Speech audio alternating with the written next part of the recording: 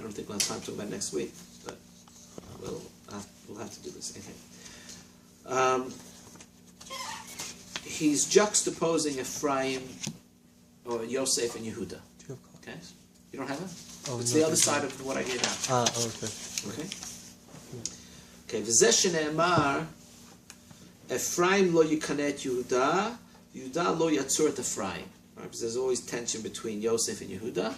In Latid Lavo, there won't be tension between them. Ki be'emet, elu shnei hashvatim, hem tamid mitnagdim ze lazeh.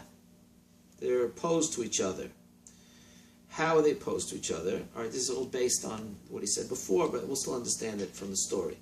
Kinyan ha'chayim shenatan HaKadosh Baruch Hu b'shevet Ephraim, the way Shevet Ephraim is, hu lahavino tamid v'chol dvar ma'aseh al hadin v'hahalacha mibli lazuz mimenu. Ephraim represents adherence to the law. They always know what the halacha is. Why does he say that? Where does this come from? Because Yosef is the tzaddik. That's the stereotype. Right? Why is he the tzaddik? Because he doesn't violate the law in the case of Eshes Potiphar. That is his defining moment. Right? Even though there's temptation, he adheres to the law. So he comes to represent the tzaddik, and the tzaddik means he who adheres to the law no matter what. No flexibility. Okay? So, mibli lazuz mimenu. V'lachein keshakatuv mazhiret Yisrael levilti yechetahu, matrat HaTorah, az yomar pen titzlach ka'esh beit Yosef. Yosef is the enforcer, in a sense. Right? Hainu shetir'u ki lo yeh mitnaged l'ma'asechem. Be careful, because Yosef is uncompromising.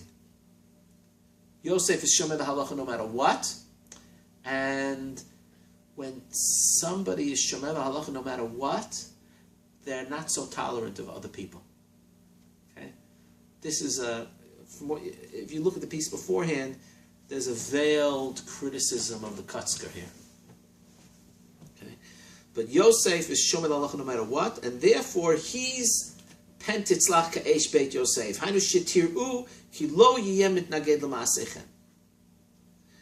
V'shorosh ha'chaim shel Yehuda hu lahabit tamid l'Hashem yitbarach b'chol dvar ma'aseh. See the distinction that he's drawing?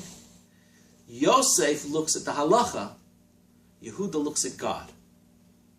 Okay? Af al pi shiro'eh chadin noteh. He might know what the halacha is. Im kol zot mabit l'Hashem yitbarach. He doesn't look to the halacha. He looks beyond the halacha to God. Sheyar'eh lo omek ha'emet badavar. Because the truth, the halacha isn't always the truth. Ki yuchal liot, and he spells this out. Ki yuchal liot af shehadin emet. Who?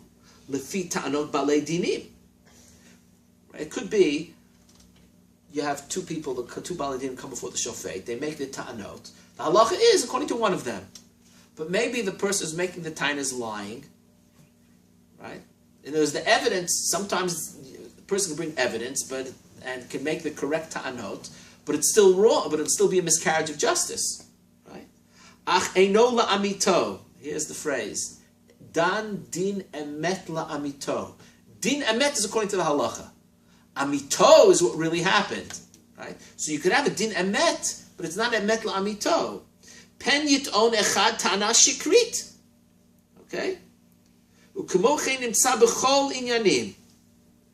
So you have to go beyond the letter of the law, and you have to look with your intuitions to understand something that's deeper than the law. Okay?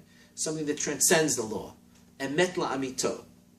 V'zotu shorosh ha'chaim shel Yehuda, lahabit l'Hashem b'chol davar, v'lo litnaheg al pi mitzvat anashim milumada. Because what is halacha? Halacha are general principles. Right? So you always know what to do, because you go according to the principles. This is the precedent. you behave according. Law is based on precedent. We did it this way last time. This is the same situation. We'll do it this way again. Yehuda doesn't do that. Because the will of God is infinite, it is infinitely present in every moment. There are no klalim. Klalim, general principles, are a human construct. It's mamish like David Hume. There's no causation. Causation is a human construct, a product of the imaginative faculty. It does not exist in nature. In nature, right, they're the British empiricists, right? In nature, there's just data. Every piece of data is unique. Your mind, in order to organize the universe for yourself, you make connections and you call that causality. That doesn't exist out there, right? All right, so that drove you crazy, okay? So, but this is what he's saying. Yehuda sees the world that way, with regards to halacha, okay? That there's no litnaheg al pi mitzvat anashim ulumada. Af she'asa etmol ma'aseh kazo. Yesterday I did it this way, because the halacha was, I looked it up yesterday, I have to look it up again, because maybe the halacha changed, right? Mikol makam hayom eino rotze lismoch al atzmo. Rak ma she'Hashem yitbarach ya'ir lo mechadash ritzono yitbarach. Okay? Because God's will is infinite, every point is unique, and they are not connected. But the connection is a secondary construct. That's klalei ha'halacha. When you don't know what God's will is, that's Ephraim. They don't look to God. They look to the Shulchan Aruch. So they know what to do. They always know what to do. Yosef is always, in a sense, in control.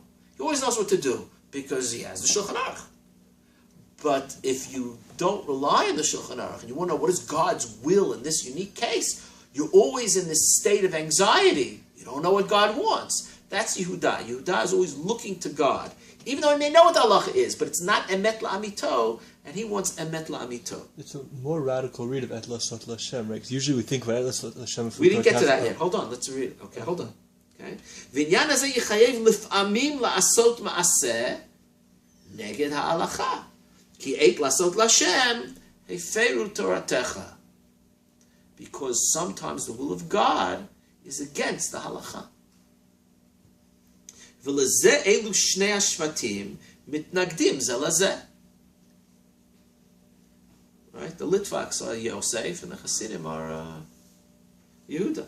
Ula'atid ne'emar, Efraim lo yikanev, Yehuda lo yatzor. Hainu shel Efraim lo yeta'ana al Yehuda, b'meshe yotzei chutz la'alacha, v'lo yitzer lo mizeh. Ki yar'eh Hashem litbarach la'Efraim et kavanat Yehuda shu mechuvan l'shem shamayim. He'll understand that Yehuda is not an avaryan. Okay? V'lo l'hanat atzmo.